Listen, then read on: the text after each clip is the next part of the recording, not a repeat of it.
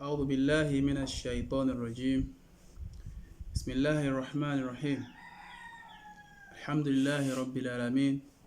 والصلاة والسلام على المبعوث رحمة للعالمين نبينا محمد وعلى آله وأصحابه وسلم. أما بعد، السلام عليكم ورحمة الله وبركاته. A fi ọpẹ́ fún Ọlọ́run, àlékún ìkẹ́ Ọlọ́run àti ọlá Ọlọ́run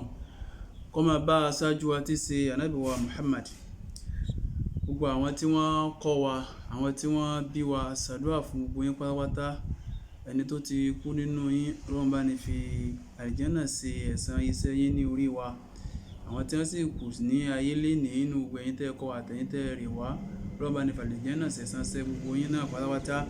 Kó sì má jẹ́ kí àtúbọ̀tán yín ó bàjẹ́, àtúbọ̀tán ẹnì kọ̀ọ̀kan yín Ọlọ́run mọ́sálá ìjẹ́ kú dáa, Ọlọ́run jẹ́ ọ̀kan oṣù Ọlọ́run. Ní àìní dènà pẹ̀nu, eléyìí ni apá kẹta nínú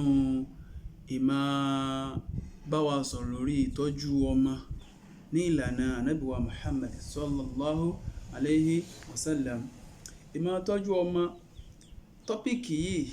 a dánu lé látàrí bí ayé ṣe dà lónìí, látàrí bó ṣe jẹ́ pé ọ̀pọ̀lọpọ̀ àwọn ọmọ ní nǹkan ti dàbí ẹni pé kò rí bó ṣe yẹ kó rí lọ́dọ̀ àwọn ọmọ mọ́. Àwọn ọmọ wa sì rèé, àwọn náà ni ẹ̀yìn wa ọ̀la ẹnì kọ̀ọ̀kan wa. Nígbà tí gbogbo ẹnì kọ̀ọ̀kan, gbogbo àwọn tán bá jẹ́ àgbàlagbà bá kù láyé tán, yóò tún kù àwọn jẹ́ ìlú míì, àwọn ọ̀dọ́ míì táwọn náà ṣe kíni, táwọn náà padà di ẹni tí ọ̀nà máa lo àsìkò yẹn lọ. Wọ́n sì ní ojú ẹni láti máa àkúùsí ẹni. Gbogbo ẹnì kọ̀ọ̀kan wa bí ẹ̀yin owó ṣe rí á ti máa mọ̀ nígbà tá a bá ṣe kíni, tá a bá ń bẹ láyé. Ọlọ́run kó jẹ́ kí gbogbo wa ká gùn lẹ́mìí lórí dáadáa. Ibi tá a wá bá ọ̀rọ̀ dé, eléyìí lápá kẹta lórí ọ̀rọ̀ náà. Ibi tá a wá bá ọ̀rọ̀ dé, ó ní wípé a ti sọ̀rọ̀ lórí bí a ṣe gbọ́dọ̀ ní ìfọkànsí àbí àkúléyà lórí káwọn ọmọ owó ṣe kíni,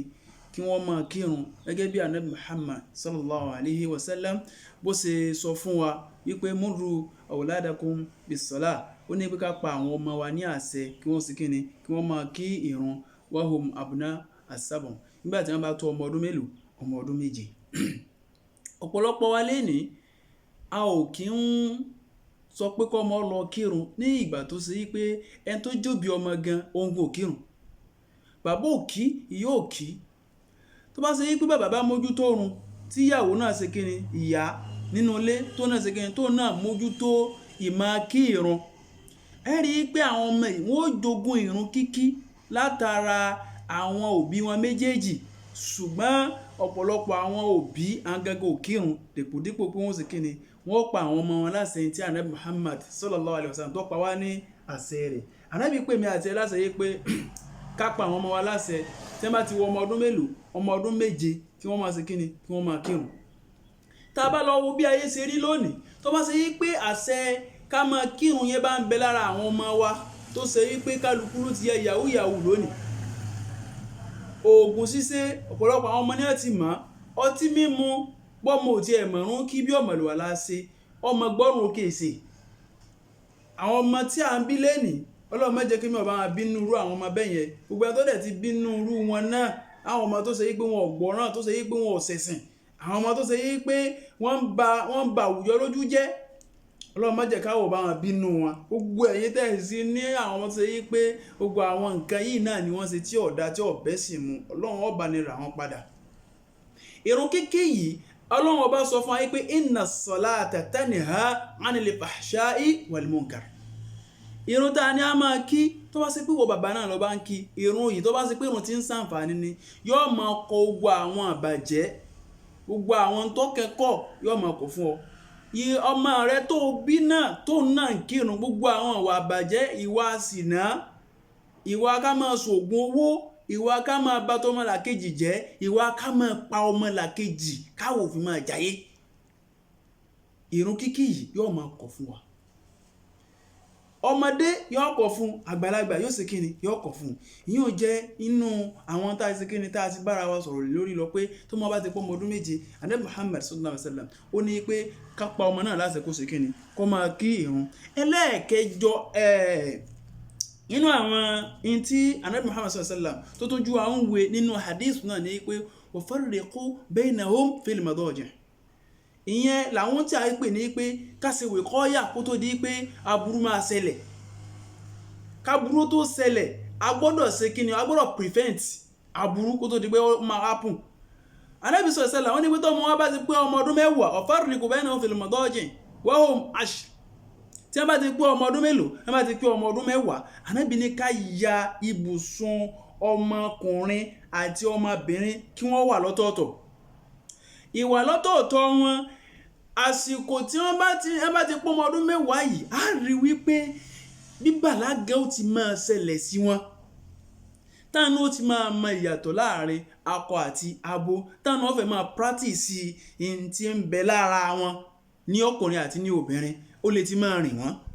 ó sì lè má ti máa rìn wọ́n, ṣùgbọ́n tó bá tásìkò tí ó rìn wọ́n tí wọ́n bá ti rí ààyè láti lè ṣerú nǹkan bẹ́ẹ̀ yẹn láàrin ara wọn, láti lè máa fi nǹkan ọmọkùnrin wọn dán nǹkan ọmọbìnrin wọn wò, ẹ rí i pé aburú tí ó yẹ kó ṣẹlẹ̀ kò ní ṣe kíni, kò ní ṣẹlẹ̀.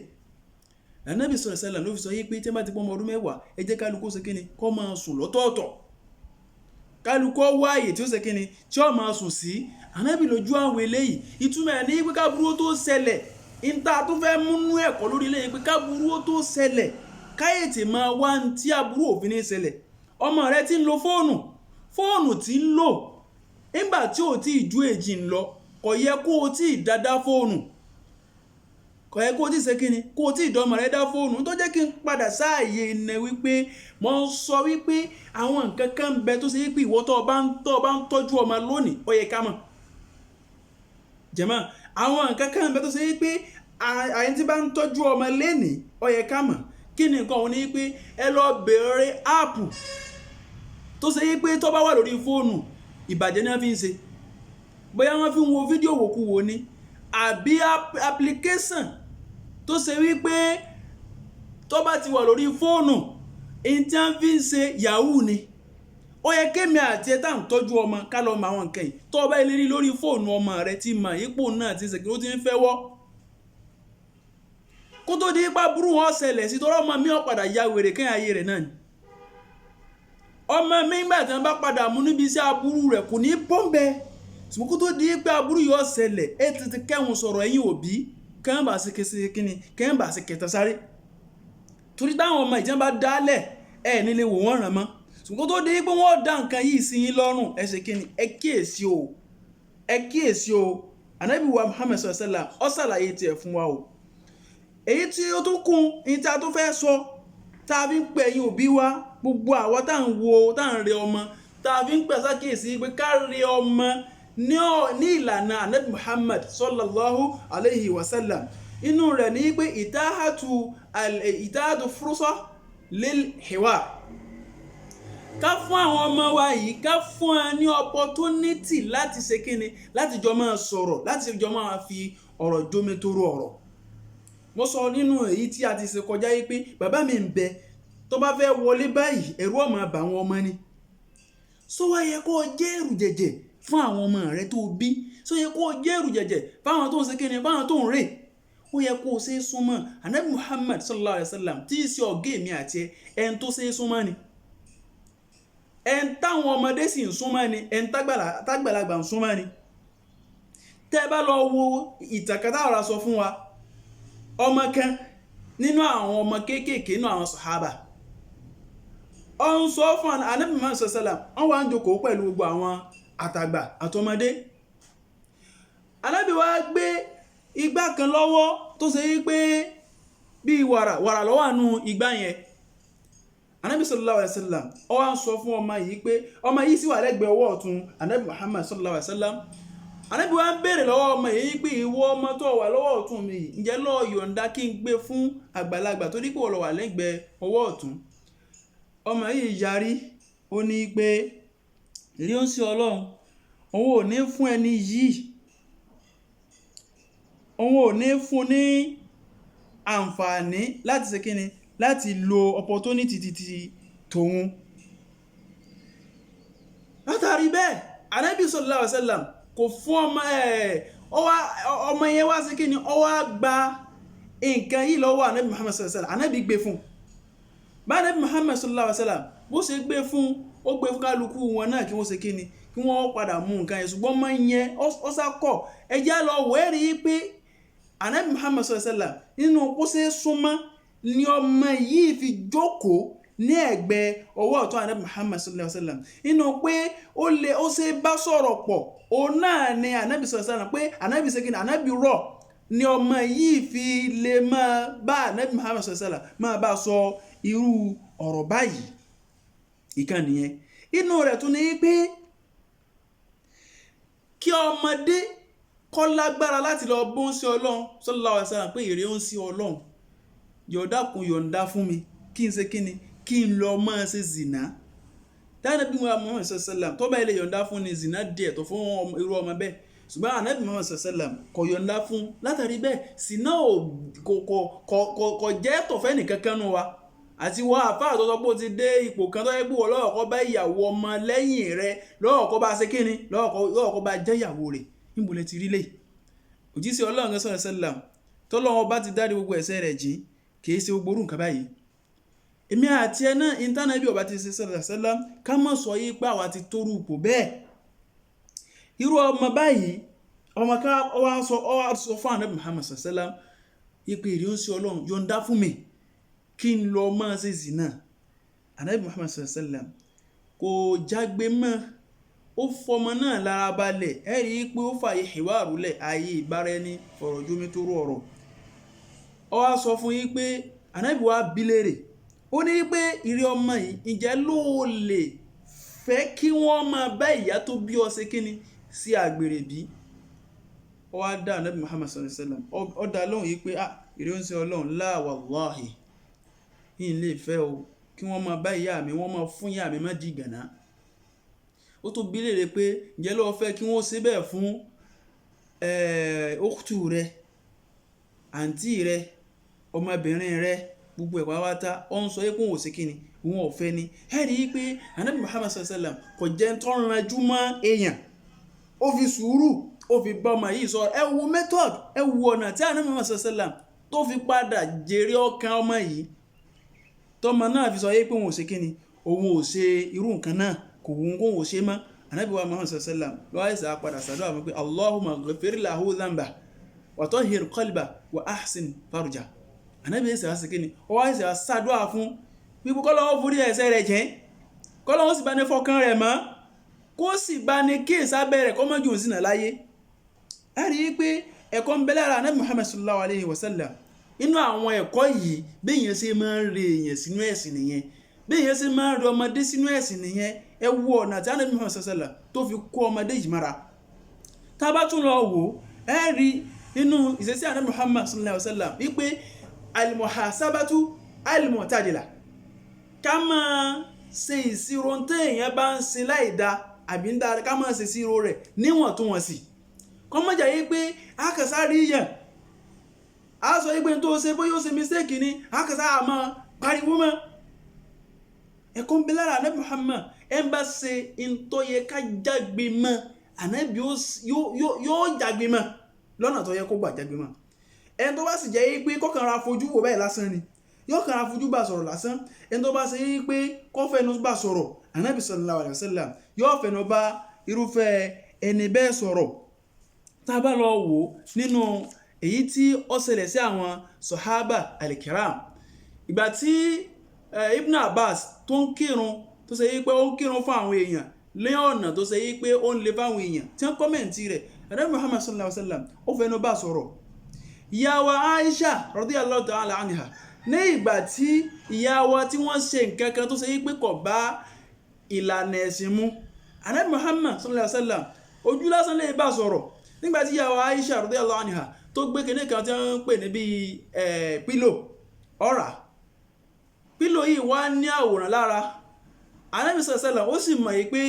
ibi tí àwòrán bá wà màláìkà oníkè òní ṣe kíni kò ní wọ irúfẹ́ ààyè yẹn nígbà tí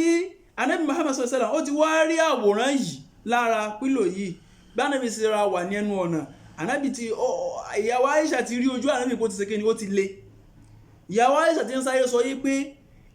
mo ti túbá lọ́dọ̀ Ọlọ́run àti ọ̀dọ̀ òjíṣẹ́ rẹ̀ ìrí ànábì Muhammad sallallahu alaihi wasallam kí ni mo ṣe ànábì ẹ̀sẹ̀ wá sọ yé pé kí ni àwòrán tí ń bẹ lára tí ó ń bẹ lára kíní yìí lára ìrọ̀rí yìí títí tí ìyàwó Aisha tó fi sọ yé pé òun ò ṣe kí ni òun wá foríjìn Ọlọ́run òun sì wá foríjìn lọ́dọ̀ ànábì wa Muhammad sallallahu alaihi wasallam ẹ rí pé ojú lásán ni ànábì Muhammad sallallahu alaihi wasallam ló fi bá ìyàwó Aisha ojú lásán ló fi bá sọ̀rọ̀ bákan náà ni pé ọ̀nbẹ́ náà sọ̀hábà tí a máa ń pè òfin Ọlọ́run òfin tó lọ́wọ́ bá ti ṣe kò sí tó lè yí padà mọ́ ọ̀nbẹ́ nu wọn tó wá fẹ́ ṣe ìpẹ́ èèyàn kan tó ṣe zìnà tó ṣe a gbọ́dọ̀ ṣe ìdájọ́ Ọlọ́run ọba lórí rẹ̀ ó wá fẹ́ ṣìpẹ̀ rẹ̀ ànábì change ojú sí pé sọ fẹ́ máa yí ọfẹ́ sí kí ni o sọ fẹ́ máa ṣìpẹ̀ èèyàn kan níbi òfin Ọlọ́run ọba ni so irú ìyẹn náà ẹ rí i pé bí nǹkan tí wọ́n ń ṣe bó ṣe ń lágbára sí ni ànábì fi ń bá ní fi ń ṣàtúnṣe wọn èmi àti ẹ náà tá a bá rí i pé ọmọ wa ó ṣe ń tí ọ̀dà ní nítorí yẹ kákan ra fojú bá wí lásán ká fojú bá wí tá a bá rí i pé ọmọ wa ó ṣe ń tó ṣe yí pé ọjẹ́ mọ́ ká ọ̀ra nà níwọ̀nba ká ọ̀ra nà níwọ̀nba ọmọ wa jalè ìjìyà tó yá fún bí èjì ẹ̀ bá tó ṣe ṣe kí ni bá tó ṣe tó ní láti ṣe kí ni láti fi ṣèjìyà fún ọmọ parọ́ ẹ mọ bẹ́ẹ̀ ṣe ṣàtúnṣe rẹ̀ tí ó fi mọ̀ pé rọ́tò ń pò ṣe kí ni kò dá ọmọ èké àgbọ̀dọ̀ báwí ní báwí àgbàlagbà ọmọ èké tó lọ jẹ́ ẹran jẹ́ kọ́ wá mú kọ́ ọmọ ìnáná yà iná nọ́mà kódà ó lè má jàpá ọ̀tí ẹ̀nà gan ọ̀rọ̀ abáwí pé n tó ṣe yóò dá o ìyìn òkí ṣe kí ni ìyìn òkí ṣe bẹ́ẹ̀ ọmọ míì sì ń bẹ́ náà àwọn ọmọ tó ṣe yí pé ọ̀rọ̀ rẹ̀ jẹ́ mẹ́kà ṣe kí ni kẹ́ ẹ̀nà èyí tẹ́ ẹ̀nà díẹ̀ lẹ́ni tó tún padà tó ṣe lọ́ọ̀lá sáyẹn pé ìyàtẹ́ yàtọ̀ fún ṣe kí ni ó tún lè pọ̀ ju in tí ìyàtẹ́ tí ọkọ̀ fún tẹ́lẹ̀ lọ step by step ní gbogbo nǹkan ọpọlọ èèyàn gbọ́dọ̀ sùn wọ́n tó bá fẹ́ tọ́jú ọmọ tó bá fẹ́ rí ọmọ èèyàn kíkan rí ọmọ dàrú lásán èèyàn lọ wọ ẹ̀kọ́ bó ní aṣáájú ànábì Muhammad sallallahu alaihi wasallam bó ló ṣe nǹkan yìí tí ayé fi rí ẹ̀kọ́ kọ́ látara ànábì Muhammad sallallahu alaihi wasallam bákan náà ni pé a gbọ́dọ̀ fún àwọn ọmọ yìí ní manihum athiqata bin nafs a gbọ́dọ̀ fún àwọn ọmọ wa ní ìbàlẹ̀ ọkàn láti lè ṣe nǹkan tí wọ́n bá tó ṣe kódà ìbàlẹ̀ ọkàn láti lè ṣe nǹkan tó ṣe yí pé wọn ò tí ì tó ṣe ṣùgbọ́n a máa fi nǹkan yẹn kọ́ wọn kí wọ́n ṣe kí ni kí wọ́n máa ṣe díẹ̀díẹ̀ tẹ́ bá lọ wọnú súnà náà Muhammad sallallahu alaihi wasallam ẹ rí i pé àwọn ọmọ tí wọn ò ju ọmọ ọdún mẹ́ẹ̀ẹ́dógún lọ wọ́n ń lìdí ogun ọmọ tí ò ju ọmọ ọdún mẹ́ẹ̀ẹ́dógún lọ wọ́n lìdí ogun sáàlì rọmọ tí ó jẹ́ bí ọmọ ọdún mẹ́ẹ̀ẹ́dógún lóde òní ká sọ pé kọ́ máa lọ sógun èrò ọmọ bùn gan èrò ọmọ bá ìta bá ti rí pé àwọn ọmọ wa yìí wọ́n ti ń tó ṣe lápèjúwe nísìnyí kí a sọ yìí pé kọ́mọ ike kan máa ṣe wá sí a ti ń fi nǹkan yẹn kọ́ a ti ń fún níbàlẹ̀ ọ̀gá kó nù lè dá àwùjọ kó lè ṣe kíni kó lè sọ̀rọ̀ ní àwùjọ irú tọ́ta ti sọ síwájú wípé irú ọmọ kan ìgbà tí Ànábì Muhammad sallallahu alaihi wasallam tó gbé nǹkan tí tó gbé kọ́díhù kíní ife tó ṣe wípé kíní wà ń bẹ kíní ti pokọ rẹ̀ Laban ìyẹn wàrà tó wà nù rẹ̀ tó wà ń sọ fún ọmọ tó wà lẹ́gbẹ̀ẹ́ rẹ̀ wípé ìrí ọmọ yìí ǹjẹ́ ní kí n gbé fún ẹni tó wà lẹ́gbẹ̀ẹ́ owó sí mi àgbàlagbà tó wà lẹ́gbẹ̀ẹ́ owó sí mi tọmọ yẹn ní pé òun ò ṣe kíni òun ò gbà ẹ rí i pé Ànábì fún ní síkọ̀ ní pé ọkàn rẹ̀ balẹ̀ pẹ̀lú bó ṣe jókòó lẹ́gbẹ̀ẹ́ Ànábì Muhammad ọkàn rẹ̀ balẹ̀ bó ṣe ń bá Ànábì Muhammad sallallahu alaihi wasallam bí ṣe ń bá sọ̀rọ̀ kémi ọ̀rọ̀ tí ó wá wúra wa ṣé o lè sọ̀rọ̀ kọ́ méjì ó sọ̀rọ̀ lẹ́gbẹ̀ẹ́ rẹ̀ yá kíyèsí tó bá ṣe yí pé ọba ti ń sọ̀rọ̀ tó méjì ò lè gbin lẹ́gbẹ̀ẹ́ rẹ̀ kíyèsára tó bá ti wà láwùjọ tẹ́rù ń bọ ọmọdé kíyèsára Ànábì Muhammad sallallahu alaihi wasallam kò jẹ́ ìbẹ̀rù fún àwọn kíni fún àwọn sàhábà rẹ̀ kò jẹ́ ìbẹ̀rù fún àwọn tá a jáde umma rẹ̀ ìwọ náà tó bá fẹ́ jáde ìwò kọ́ sí Ànábì Muhammad sallallahu alaihi wasallam ó sì kíni o ó jẹ́ ẹni tó ṣe yí pé ó ṣe é súnmọ́ táwọn èèyàn sì máa rí ẹ̀kọ́ kọ́ ní ara rẹ̀ bákan náà èyí tó tún kún ó ní pé at-tawjihu aw tawjihuhum ila suluki al-hasan a máa tọ́ àwọn ọmọ kéékèèké àwọn ọmọ wa àbí àwọn tí wọ́n bá ń bẹ lẹ́yìn rẹ̀ a máa tọ́ wọn síbi ìwà rẹ̀ ìwà tó dáa ìwà tó boríyìn gẹ́gẹ́ bá a ṣe rí nínú ìṣesí Ànábì Muhammad sallallahu alaihi wasallam tí ń ṣe fún àwọn sàhábà rẹ̀ hatta ó sì bẹ́ẹ̀ fún àwọn ọmọ kéékèèké àdíìsì kan bẹ tí Ànábì Muhammad sallallahu alaihi wasallam tó ti ń sọ fún Hasan ọmọ Ali wípé ìrẹ́ ọmọ yìí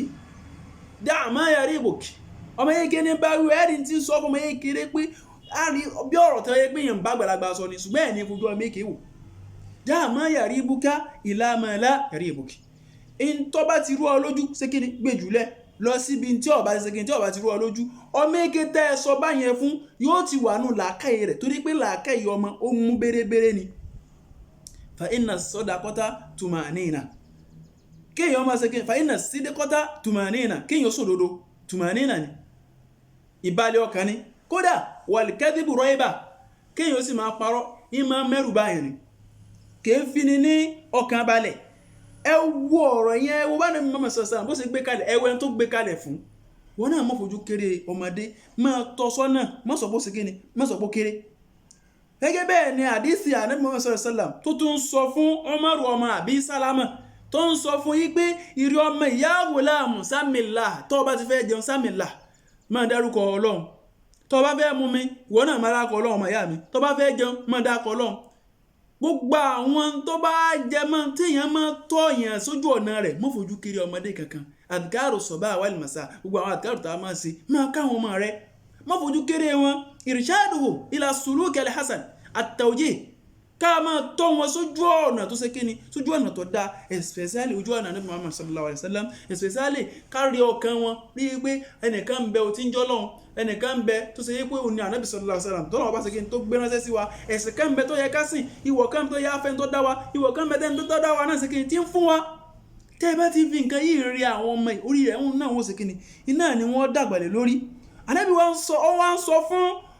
sọ fún Umaru ọmọ Abi Salama yìí ó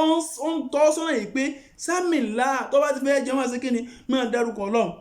wákùl bí ẹ̀mí rẹ̀ tó bá sì fẹ́ jẹun ọwọ́ ọ̀tún ni ó ṣe kíni ni ó fi máa ṣe torí pé ṣàìtọ́ ni máa fọwọ́ òsì jẹun tó bá fẹ́ mú nǹkan náà ọwọ́ ọ̀tún ni ó fi mú torí pé ṣàìtọ́ ni máa fọwọ́ òsì mú nǹkan wákùl mimma yalik tó bá dẹ̀ fẹ́ jẹun in tó bá wà lọ́dọ̀ rẹ̀ bóyá àwùjọ lẹ́wà ní bóyá ó sì ń dá jẹun náà ni in tó bá súnmọ́ ni ó ṣe kíni ó máa jẹ tó bá yẹ pé oúnjẹ lè bá ń jẹ ní ìsìn oúnjẹ ọ̀dọ̀ rẹ ni ó bù àmàlà ọ̀dọ̀ rẹ ní kó ṣe kíni ó ní ó bù sẹ̀mú ọ̀dọ̀ rẹ ó ní ó bù ẹran ọ̀dọ̀ rẹ ni ó mú tó náà bá kádàrá mọ́ nìyẹn gbogbo àwọn nǹkan yìí a gbọ́dọ̀ fi rí àwọn ọmọ wa èyí tó tẹ̀lé òun náà ni al-mukafa'atu ala suluki al-hasan ọmọ tó bá ṣe dáadáa a máa fún ní ẹ̀san dáadáa gẹ́gẹ́ bí ó sì wà nínú súnà Ànábì Muhammad sallallahu alaihi wasallam Ibn Abbas ó sì nǹkan ìyanu kan sí Ànábì Muhammad sallallahu alaihi wasallam tọ́mọ bá ti ṣe dáadáa ká fún ní ẹ̀bùn dáadáa lápèjúwe ní ìsìn ọmọ wa ó gbé pòkè ní iléèwé bó ṣe gbé pòkè níyẹn àwọn náà lè fún ní ẹ̀bùn kó tún fi lè ṣe kíni ó tún fi lè máa ní ìgbìyànjú sí ọmọ rẹ̀ ọ̀parọ́ ó sòótọ́ ọ̀kàrẹ̀ lórí ipò sòótọ́ yìí sì fún ní náírà kan ṣùgbọ́n ìtọ́ parọ́ ẹ̀fọ́ náà lẹ́bùn pé ọ̀parọ́ bóyá ìbàwé ara bá wípé má parọ́ mọ́kọ̀ dá o àbẹ̀wòrán sáǹdì ní bí èjì ẹ̀ bá ṣe mọ níbẹ̀ bá ṣe rí pé ó ṣe ká bọ́ ọmọ wí nọ́mà ní dédé òdiwọ̀n tó bá ṣe àti bọ́ bá ṣe yàpá ń lé sí. Ànábì Muhammad sallallahu alaihi wasallam ó wá bọ́ sí ilé ìyàgbẹ́ nígbà Ànábì wọlé ìyàgbẹ́ kó tó di ìgbà Ànábì Muhammad sallallahu alaihi wasallam kó tó di pọ́ jáde Ibn Abbas radiyallahu ta'ala anhu ó ti mọ̀ ìgbà Ànábì Muhammad sallallahu alaihi wasallam ó máa ń ṣàlùwàlá tó bá ti dípò ṣe kí ni ó wọlé ẹ̀gbìn bẹ́yẹn tó bá ti jáde ó ti wá lọ rọmi sí ilẹ̀ fún pé omi tẹ́ fi ṣe àlùwàlá rẹ̀ ẹ̀rí ẹ̀san tí Ànábì Muhammad sallallahu alaihi wasallam tó fún Ànábì wá béèrè pé ta ló rọmi sí ààyìn Ibn Abbas wá sọ yé pé èmi ni mo rọ̀ Ànábì wá ní pé Allahumma faqihhu fid-din ẹ̀bùn táwọn Ànábì fún un Allahumma faqihhu fid-din ìrí Ọlọ́run jọ̀ọ́ mo bì ọ́ bá mi fún ọmọ yìí ní àgbọ́yé ẹ̀sìn wa allimuhu at-ta'wil sì jẹ́ kó ní àgbọ́yé tafsiru kó ní àgbọ́yé tútù ọ̀rọ̀ Ọlọ́run ọba kó yé yékéyéké nínú àwọn tafsiru tí sì ń bẹ láyé òde òní àrí tafsir Ibn Abbas sọ̀hábà ló ṣe sọ̀hábà al-jalil tí ṣe Ibn Abbas òun ló ṣe tafsiru yẹn inú àdúrà tí Ànábì wa Muhammad sallallahu alaihi wasallam tó ṣe fún iná ni ọ̀sẹ̀ lé lórí èmi àti ẹ náà tó mọ́ wá bá ṣe ń tọ́ da ẹ ṣàdúrà fún ẹgbẹ́ wọlé lórí ẹ lè fún ní nǹkan ẹ lè ra nǹkan fún tí ní rose fi ṣe kíni tí ó tún fi dùn bákan náà ni pé inú àwọn tí ó tún jẹ́ ìta torí kọ́ látọ̀dọ̀ Ànábì Muhammad sallallahu alaihi wasallam nínú ipe èèyàn fi ń rí ọmọ ish'aruhum bil mahabba wa mulatafatuhum kéèyàn máa jẹ́ kọ́ ọmọ pé a nífẹ̀ẹ́ rẹ̀ ká sì máa sí pẹ̀lẹ́pẹ̀lẹ́ pẹ̀lú àwọn ọmọ wa yìí ká máa sí pẹ̀lẹ́pẹ̀lẹ́ pẹ̀lú àwọn ọmọ wa yìí. Ànábì Muhammad sallallahu alaihi wasallam nígbà tí Hassan ọmọ Ali tó wà ní kékeré tó wà lọ́mọ ọwọ́ tánàbí wa Muhammad sallallahu alaihi wasallam tí ń ṣe kíni tí ń tọ́jú rẹ̀. Ànábì Muhammad sallallahu alaihi wasallam ó ń jẹ́ kó yé pé òun nífẹ̀ẹ́ rẹ̀ ló fi sọ wípé Allahumma inni uhibbu ìrí Ọlọ́run ọmọ ìtí ibn Ali yìí Hassan ọmọ Ali inni uhibbu mo ṣe kíni mo nífẹ̀ẹ́ rẹ̀ o fa ahibbahu ìrí Ọlọ́run mo tún wá bẹ̀ bá mi nífẹ̀ẹ́ rẹ̀ sáàgbọ́ Ànábì ó ń sọ ìfẹ́ tó ní sí ọmọ kékeré ní tí í ṣe Hassan ọmọ Ali Allahumma inni uhibbu ìrí Ọlọ́run ọba mo nífẹ̀ẹ́ rẹ̀ fa ahibbahu bá ń jòdákùn bí bá nífẹ̀ẹ́ rẹ̀ Ọlọ́run wọ́n ahibba man yuhibbuhu ẹ bá tó nífẹ̀ẹ́ ọmọ yìí Ọlọ́run bá mi ṣe kíni bá mi nífẹ̀ẹ́ rẹ̀ nígbà tí ọmọ Ànábì Muhammad sallallahu alaihi wasallam tí í ṣe kíni o tí í ṣe Ibrahim tó kú lóòjọ́ ọdún Ànábì Muhammad sallallahu alaihi wasallam ó sọ wípé ò nífẹ̀ẹ́ ọmọ yìí ló fi sọ wípé innal ayna latadma ojú ṣe kíni ó somijé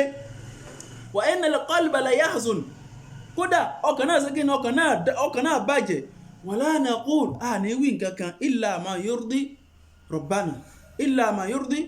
ní wí nǹkan yàfi tó ṣe kíni tí ó máa yọ ọba wá nú wa inna ala firaqika ya Ibrahim la mahzunun ìbànújẹ́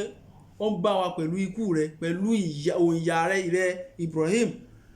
Tánàbí Muhammad sallallahu alaihi wasallam tí ó bá nífẹ̀ẹ́ Ibrahim kò ní máa sọ gbogbo ọ̀rọ̀ báyìí.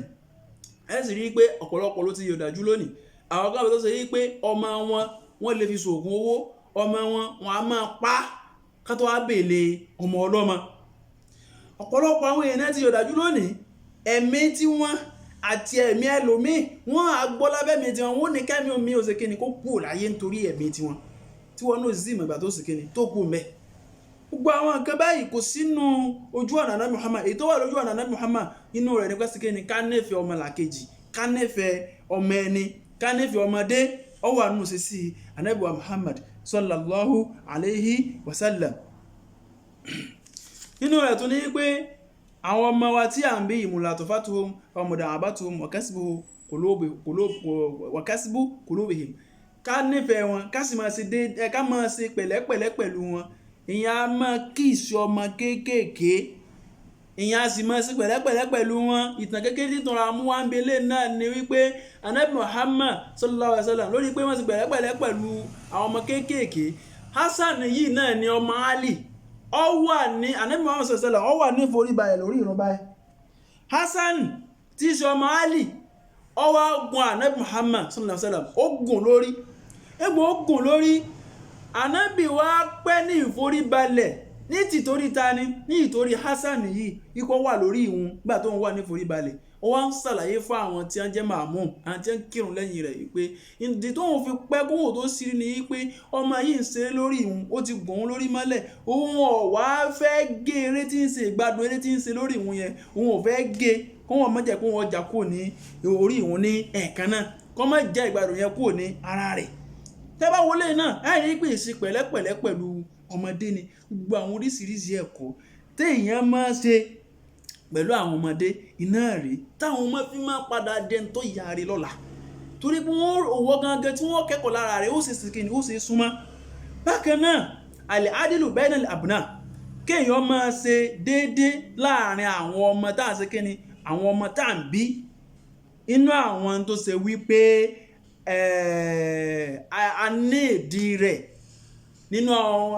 láwùjọ ni inú àwọn tó ṣe pé a ní ìdí rẹ̀ nínú sísí Ànábì Muhammad sallallahu alaihi wasallam òun náà ni. tẹ́bá lọ wò ìkànnà sáré fún wa ní ìtàn Ànábì wa Yusuf alaihi salatu wassalam nígbàtí àwọn ọmọ ìyá Ànábì wa Yusuf tí wọ́n ní fílẹ̀ wípé bàbá àwọn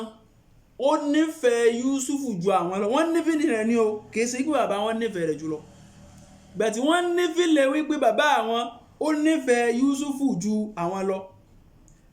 tí wọ́n yìí sọ́jáde pé la Yusufu wa akhuhu ahabbu ila abina minna wa nahnu usbah.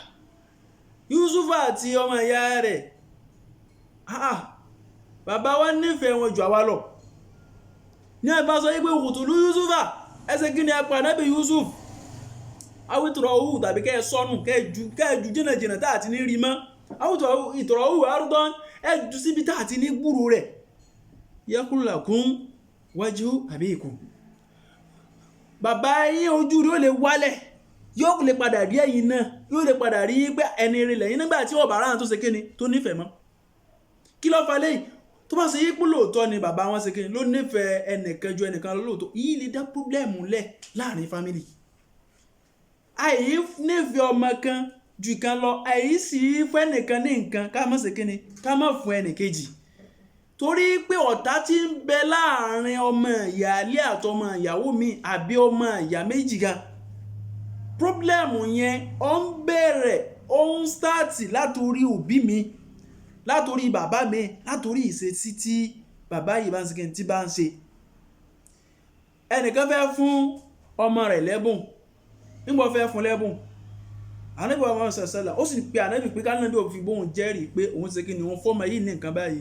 Ànábì wa ni pé só fún àwọn ọmọ rẹ̀ yòókù bí ó wá jẹ́ kó yẹ pé òun ò ṣe kí ni òun ò fún àwọn ènìyàn kan ju ọmọ yìí náà lọ Ànábì sallallahu ó ní pé kó fẹ́ lómi ìjẹ́rìí pé òun ìjẹ́rìí àbòsí èmi àti ẹ náà ká kíyèsí ń tá a bá fẹ́ ṣe fún àwọn ọmọ wa ẹ jẹ́ ká ṣe kí ni ẹ jẹ́ ká ṣe kó jẹ́ déédéé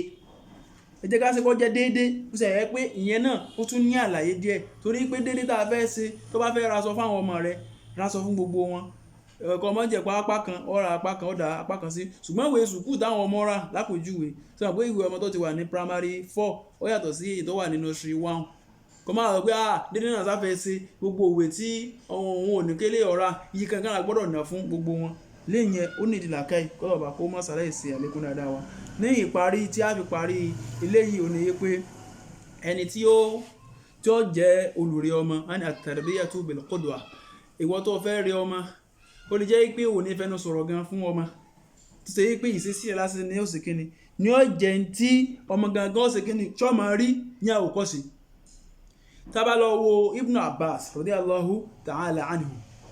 òun gangan fúnra rẹ̀ ó jí dìde lóru tó sì yẹn náfìlà tí èyí ti pàánà àwọn Muhammad sallam ọ̀pá láti bí kò ṣe kíni pé kọ́ lọ yẹn náfìlà bí kò ṣe yí pé ó ti rí nínú ìṣesí tí Ànábì Muhammad sallam tí máa ṣe yí pé òun náà máa ṣe kíni ọmọ yẹn náfìlà ọ̀pọ̀lọpọ̀ àwọn àfáà wa tí wọ́n ṣe wáàsí àwọn náà rí nígbà ṣe wáàsí àwọn náà ṣe kíni àwọn náà ṣe wáàsí nínú ara àwọn rírè àlùbáríkà tá a kọ́ àwọn táwa náà jẹ láǹfààní lára yín ni ọ̀pọ̀lọpọ̀ ó ṣe wípé ó ń rí ọmọ nínú ilé wọn ò rí dáadáa kankan rò lára rẹ̀ fóònù rẹ̀ lómi ìṣèkí ní tẹ̀ ṣé fóònù náà ni yóò jẹ́ tó ṣe kí ni o tó tí àwọn ọmọ ọmọ kọ́ lára wọn mọ̀ kọ́ sí lára rẹ̀ jẹ́ kí wọ́n rí nǹkan rẹ̀ kọ́ sí lára rẹ̀ àwẹ̀ lọ́ba ń gbà ní táwọn ọmọ yóò bá sí lọ́dọ̀ ẹgbẹ́ yẹn travel ní àwẹ̀ yóò ti ṣe kí ni yóò ti mọ́ wọn lára kí sí fún ọ̀fẹ́ wọn sọ pé wọ́n máa gbà àwẹ̀ ṣùgbọ́n wọ́n ti rí inú ṣe sí tiẹ̀ ó dẹ̀ ti mọ́ wọn lára àdúrà lọ́ba ń ṣe ni ọ̀rọ̀ dára lọ́ba ń sọ jáde lẹ́nu ni orí dára tó rè wọ́n lé lórí ni a náà padà rí àmì náà lórí dáadáa bẹ́ẹ̀ kémi àti ẹ kákèsí gbogbo àwọn nǹkan yìí kó lọ́wọ́ mọ́sálá ìjẹ́ kí èyí tá a sọ yìí kó wúlò fún ẹni tí ó sọ àti àwa náà tí a gbọ́ kó dẹ̀ wúlò fún gbogbo àwùjọ wa kó wúlò fún gbogbo àwa mùsùlùmí subhanaka allahumma bihamdik ashhadu an la ilaha illa anta astaghfiruka wa atubu ilaik subhana rabbika rabbil izzati amma yasifun wa salamun ala al mursalin walhamdulillahi rabbil alamin.